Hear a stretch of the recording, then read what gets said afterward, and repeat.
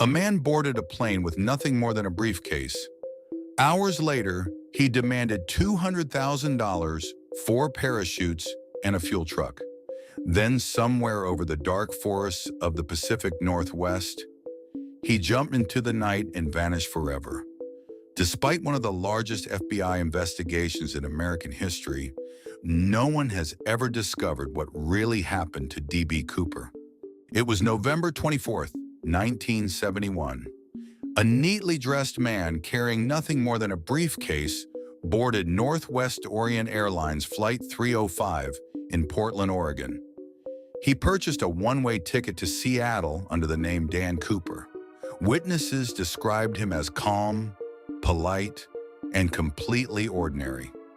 Nothing about the middle-aged businessman suggested he was about to carry out one of the most daring crimes in American history. Within hours, his name would become legendary, even though nobody knows who he really was.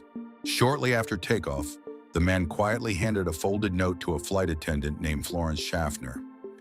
At first, she assumed it was another passenger trying to flirt with her and slipped it into her handbag without reading it.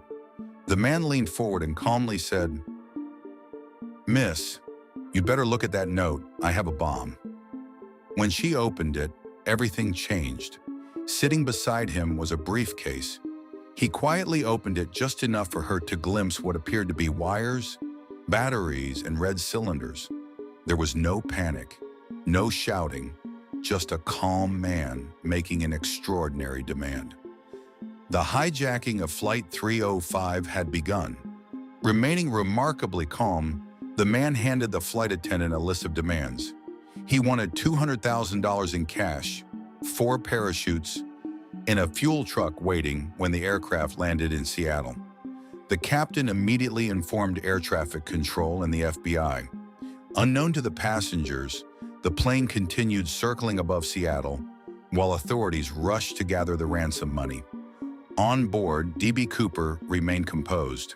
He ordered a drink, smoked cigarettes, and waited patiently. As one of the most extraordinary hijackings in history unfolded, after landing in Seattle, D.B. Cooper released every passenger on board. Only the flight crew remained.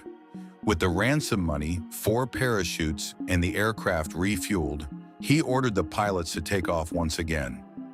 Flying south through heavy rain and darkness, Cooper instructed the crew to stay in the cockpit. Then, somewhere over the forests of the Pacific Northwest, he lowered the aircraft's rear staircase. Carrying the ransom money strapped to his body, he stepped into the freezing night and disappeared. No one saw him again. Within minutes of the jump, an enormous search operation was underway. The FBI, local police, and military aircraft searched the forests, rivers, and mountains of the Pacific Northwest. They expected to find a parachute, the ransom money, or the body of the hijacker. They found nothing.